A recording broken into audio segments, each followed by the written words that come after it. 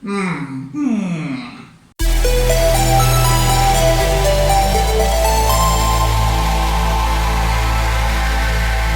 Greetings, Wanderer. This is Atlas here, and welcome to the Void. Today I'm going to be reacting and breaking down a song called God of the Decay from the HADES original soundtrack. This is a very special request because it comes from one of my 4 monthly spots for a personal request from my coffee store, and in this case it's Jack C, and the message says, "Dear Lord of Sin, this is the song that plays when you, Cuddy, and the Discord lads make fun of me for eating tofu one too many times. Enjoy the ride, you beautiful wretch." Well, thank you very much, Jack, for your request and of course your incredible support.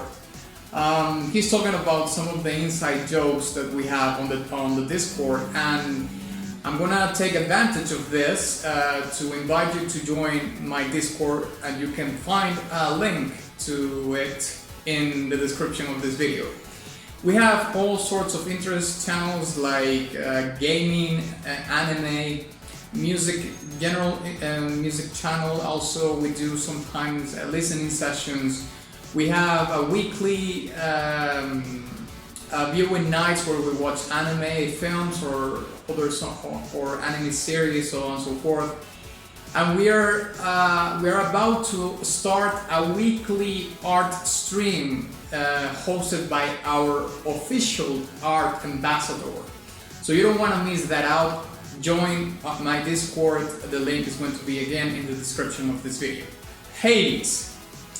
I did a track before this one. I broke down a track from this game, from the original soundtrack from this game called "It's in the Blood," and that song was insanely good. Like, it was so good. And actually, I'm gonna leave that video in this card right here, in case you want to check it out. But also, I'm gonna leave it in the description of this video. And if that song is any sign of what's to come, then I'm really looking forward to listening to this song and of course doing a breakdown for it. So, onward! Okay.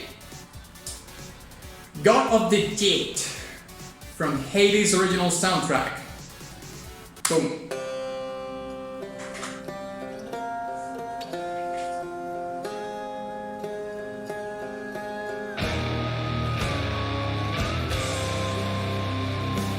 Okay, the metal starts right off.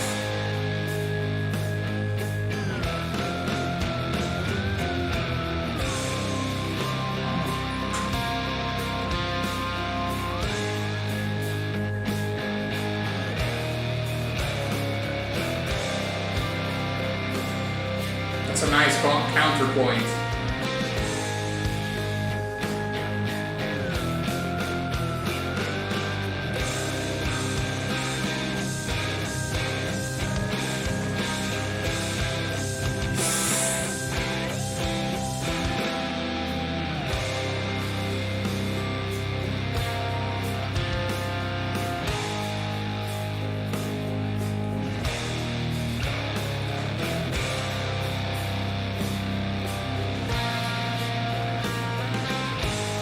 This song reminds me a lot to a band called The Ocean Collective. This super slow, groovy metal riff that is very reminiscent of post-metal bands. And I think there's also a lyre there, which is the opening of the track.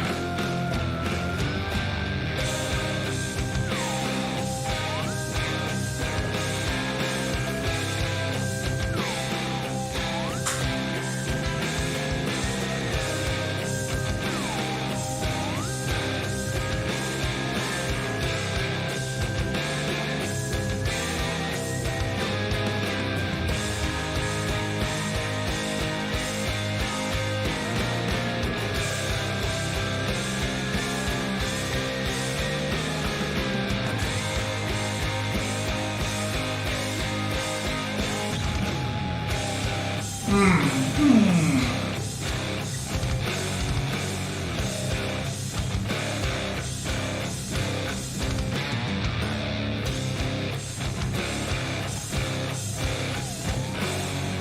love the attack in the bass. Super mean.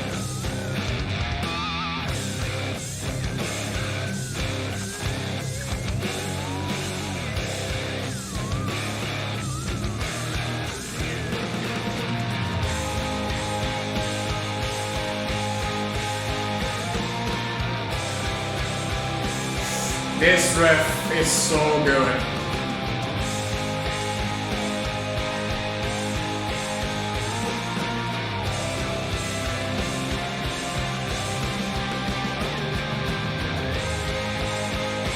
I can't stop headbanging, it's like... oh god.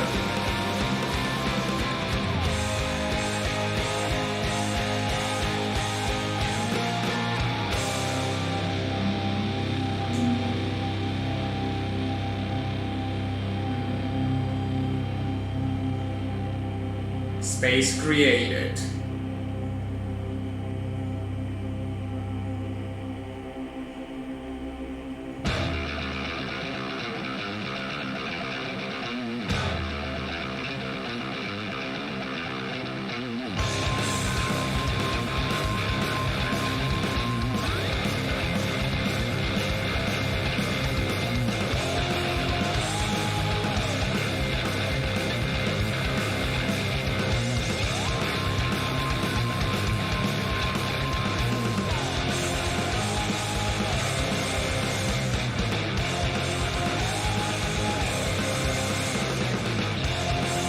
It picked a lot of bass.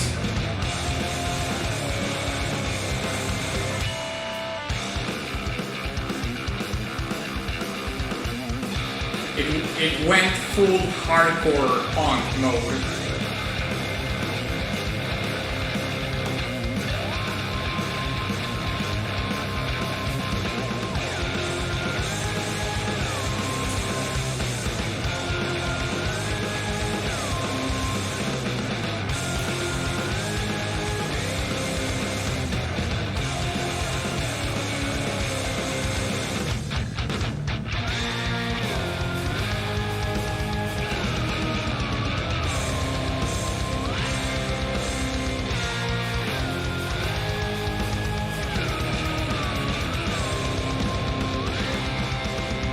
That play with the rides in the drums.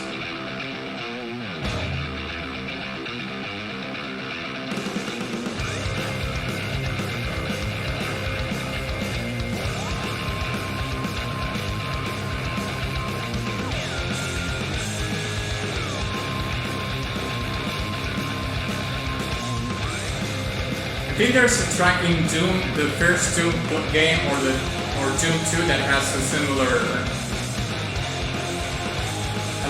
song in this part. I mean, compare.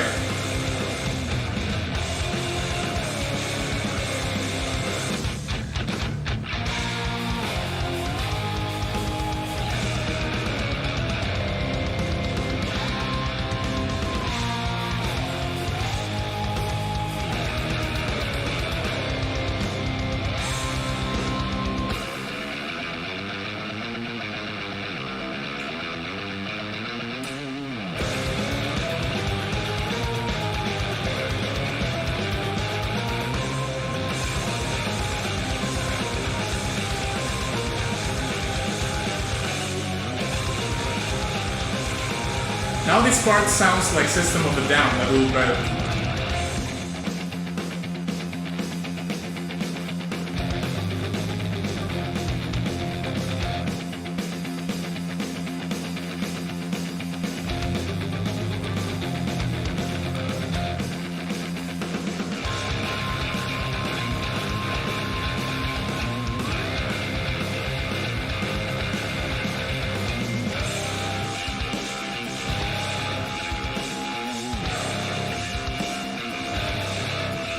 Fantastic drum change.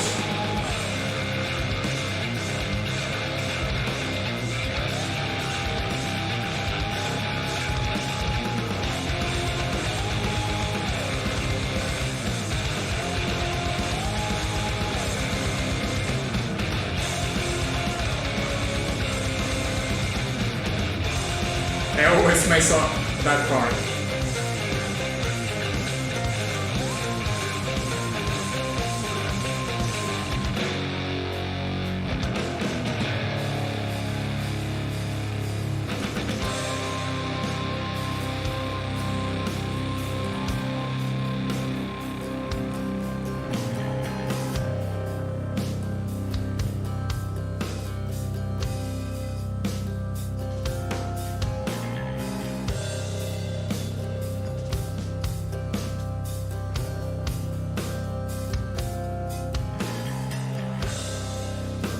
What's this instrument called?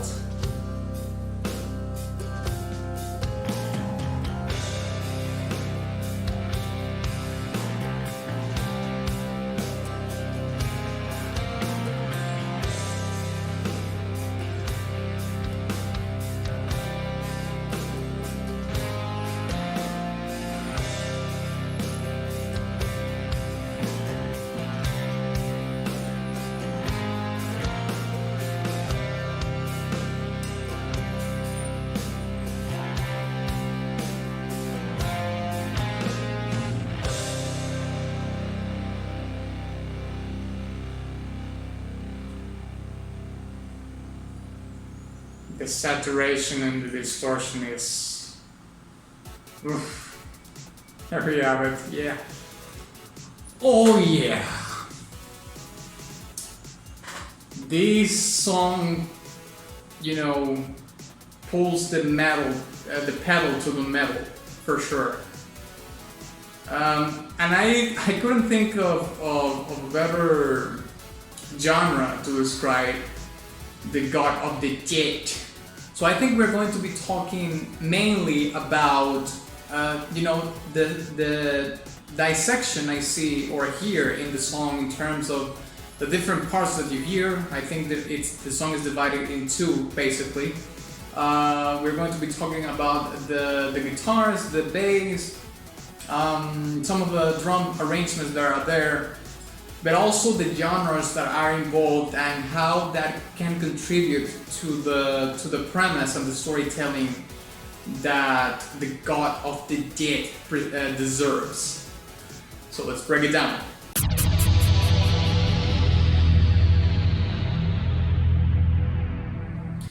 Okay, so the first thing that I want to do in this breakdown is basically divide the breakdown into parts, because to me this particular song is divided into sections, two very different sections, but that share the same tone and the same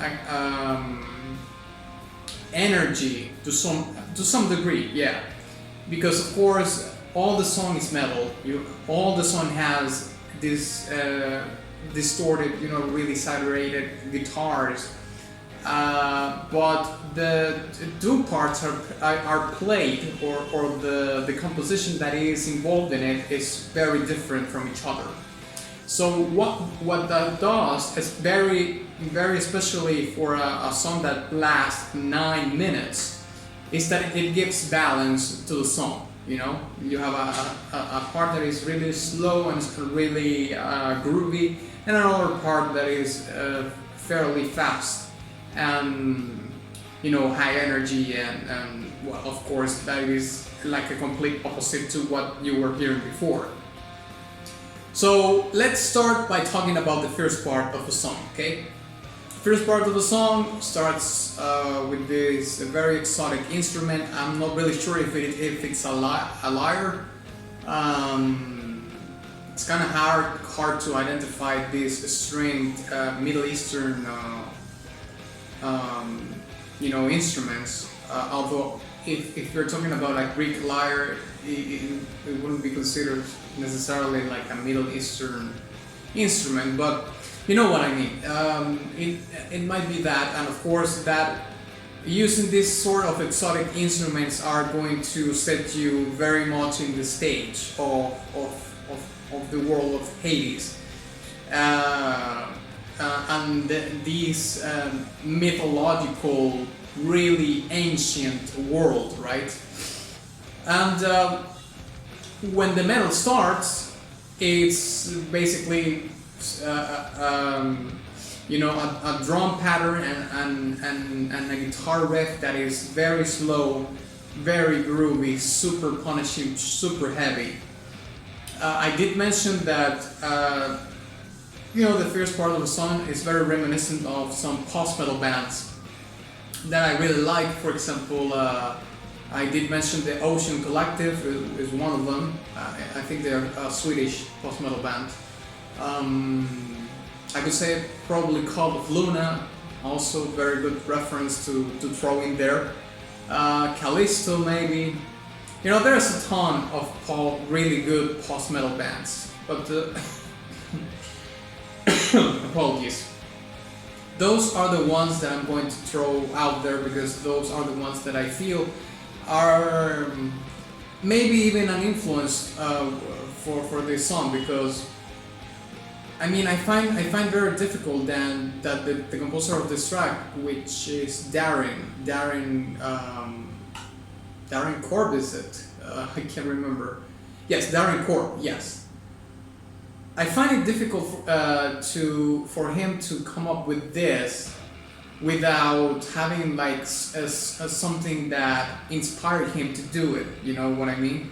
Because this is certainly like nothing new, like what he's doing. This is a very good song, but it doesn't bring anything like groundbreaking to music, and that's okay. You don't have to do that all the time. Plus, that is incredibly, absolutely, insanely difficult to do such a thing in today's music world, let's say. But regardless of that, yes, very much. I think it very much inspired by those bands. Maybe Darren himself likes those post-metal bands.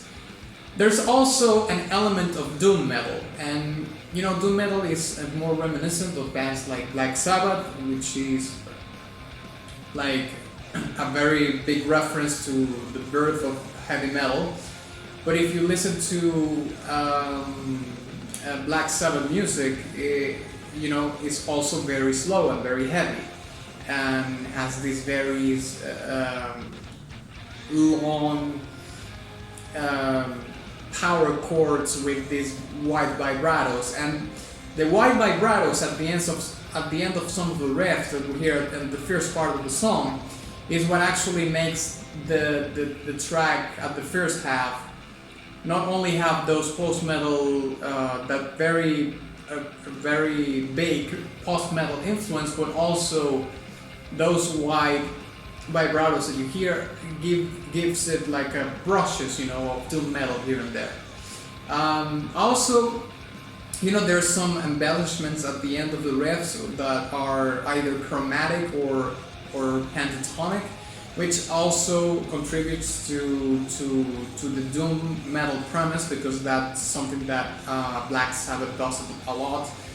You know, there's tons of doom metal bands also that I can quote. Candlemass is a big one too, super important doom metal band. You know, but you know, saying like Black Sabbath, that's like an ubiquitous name in terms of heavy metal and doom metal, of course. Now, there's a very specific reason why I think Darren decided to produce the guitars the way they sound. They sound super heavy, They also sound very saturated, but not to the point that they are like, you know, insanely saturated. Because you would hear those kind of oversaturation approaches in music like death metal and grindcore. And I want to talk very specifically about those two genres and how they related to this song, because although in God of the Dead here in this Hades song is not so much towards that extreme, it has a flair of that going on in the guitars, because in those genres of music the guitar sounds like a literal chainsaw, and you know, in the metal underground or in the world of metal, people talk about that guitar tone as the chainsaw guitar because it sounds like a chainsaw. It sounds super fussy and super saturated and super big. So we don't have that like very exact sound in this song. But I think what Darren tried to convey was bring a little bit of that into the song because in death metal and in grindcore there's a very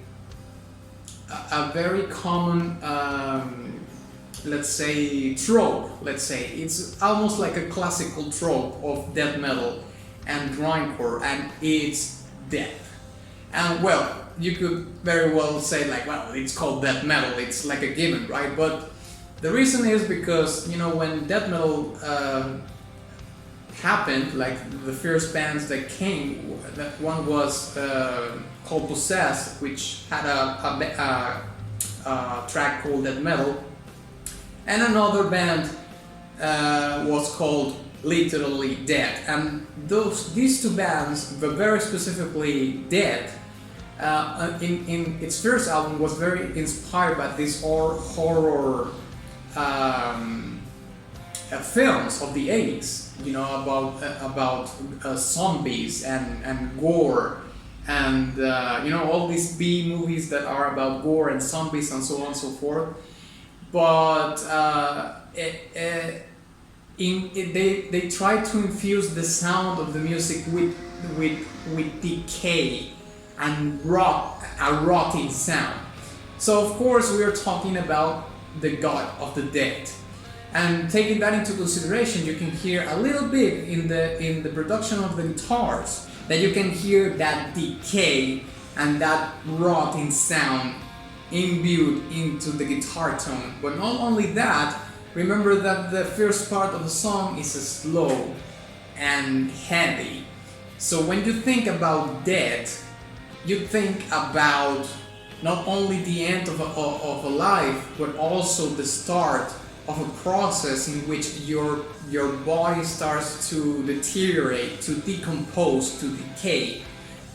Entropy takes hold of your body, and therefore, you know, there's rot and there's decay and so on and so forth. And that's what part of the God of the Dead mythos and realm is about. You know, dead people, and dead people, when you see them in films and so on and so forth, and even in mythological tales, it's about, you know, people that was alive, but these walking corpses that are slow because they are rotting inside and decaying slowly. So that the first part of the song very much describes the premise of the realm of this god, right? Which is, in this case, is Hades, I believe. He's the god of the dead and the underworld. I also think that there was, I don't know if Thanatos is a god of the dead, but I think he's like well, he can't be the god of the dead because Hades is the god of the dead, but Thanatos is like what he would be. I know he is related to death, like he might be like an angel of death, or well, not so much an angel of death, but you know, like a kind of a representation of death, but not necessarily the god of death. Now let's talk about the second part, or roughly the second half of the song, which the first part doesn't feel to me like a build-up.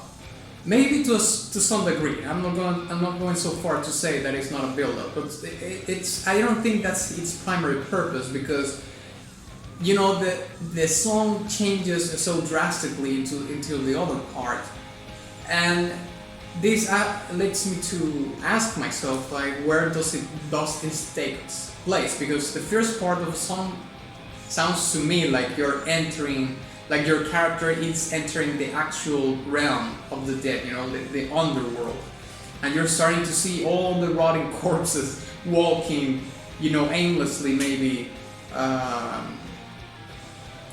towards the ships, you know, the ships that are in the underworld.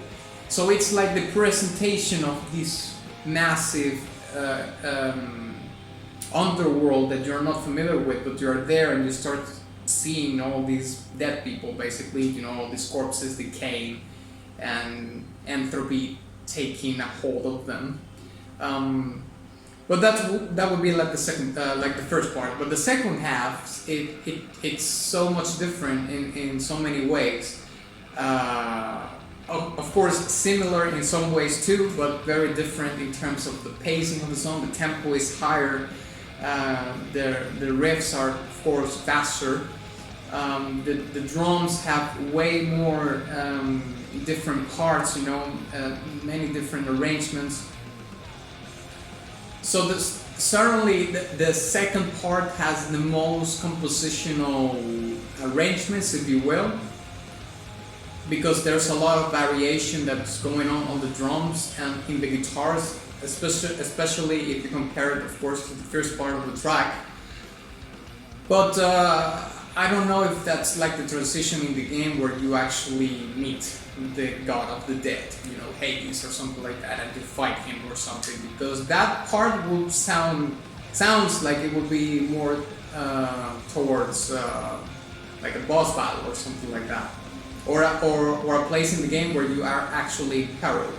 Not so much the first part where it sounds like you're more into, you know, having like a glimpse of the underworld and so on and so forth. But I digress.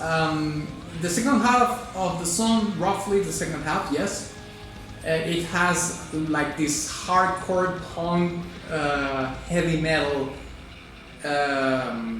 even a little bit of speed metal in there, you know,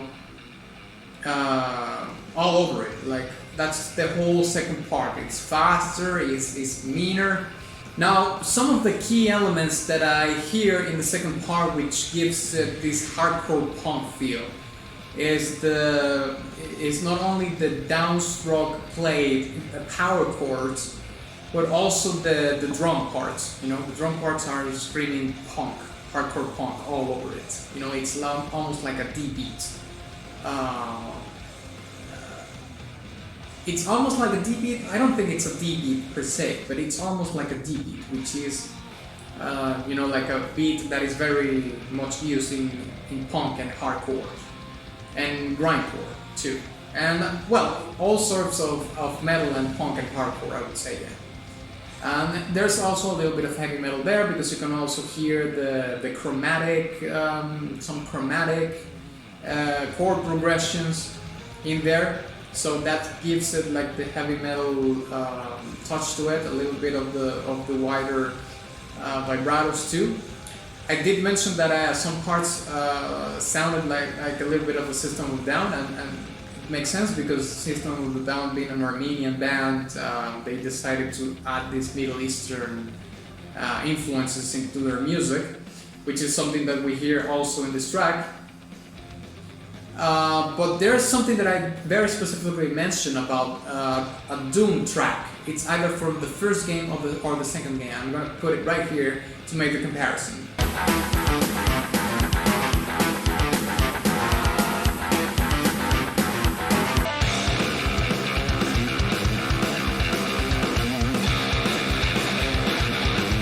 And now you see that the similarities are incredible, but you know what? I mean, Doom is such a... Doom, it's like a landmark of a game, right? And it was one of those games that wasn't afraid to do anything, whatever the hell they wanted. And that video game, of course, has like a MIDI version of metal tracks. And, you know, metal in general, as well as hardcore punk and pop to a certain degree, are, let's say, frowned upon I would say in general, you know, not only in the gaming industry, but in general. Like most people don't listen to metal, and I can understand why. But very specifically, extreme metal genres, you know, like death metal, black metal,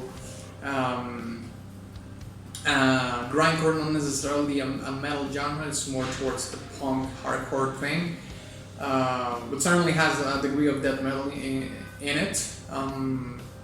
certainly it's not.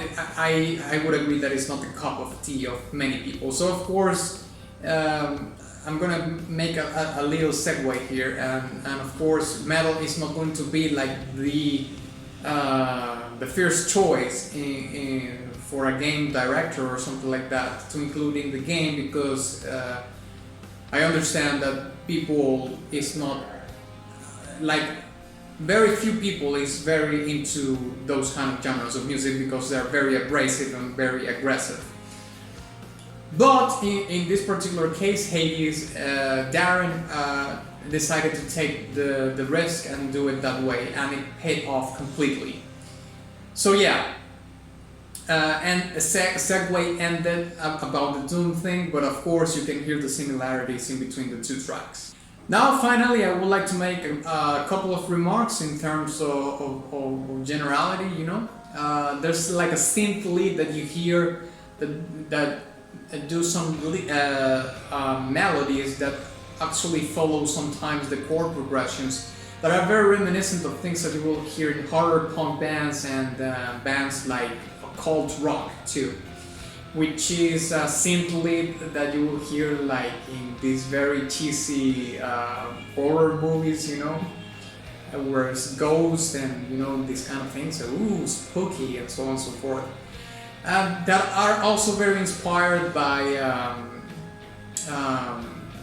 you know, the universal monsters, you know, classic monsters, you know, like Frankenstein, the Mummy, the Wolfman, you know, all these characters that are, you know, super classics in the horror genre in terms of films. So that is fairly used, you know, that synth lead is fairly used, not only reminiscent to those films, but also, you know, as an element that horror punk bands use, and also some occult rock bands use, like, for example, Ghost, which is a very popular occult rock band right now. Of course, I did talk about the Middle Eastern influences in the music. I think, you know, the chord progressions, please don't quote me on this, because I've said this a million times. I didn't go to music school, but it sounds to me like a fair amount of this track is either in the Locrian mode or the Phrygian mode, either of those two, because it sounds very mean and evil, of course. So it will be, it's either of those two, or, you know, something along the harmonic minor scale or something like that. So yeah, I think I'm gonna give this track a golden badge. It was a very, very cool song. I mean, the first part, the contrast in between the first part and the second part is fantastic, gives the song balance. But also, the first part, I would say, is my favorite, because it actually has the most elements that are describing or having the storytelling of who the god of the dead is and what death it is by itself, you know, which is decay, rotting flesh and entropy and so on and so forth. Okay, so yeah, thank you very much for watching this video. If you enjoyed it, please give it a like and share it with your friend. Also, please don't forget to visit my Patreon in case you want to sway the influence towards what I'm going to be breaking down next. Also visit my Ko-fi profile in case you want to make a one-time contribution to the channel, or my Ko-fi store where you can get one of these 4 monthly spots for a personal breakdown. And also my Teespring shop in case you are interested in merch and all that jazz. And of course, ex nihilo nihil fit.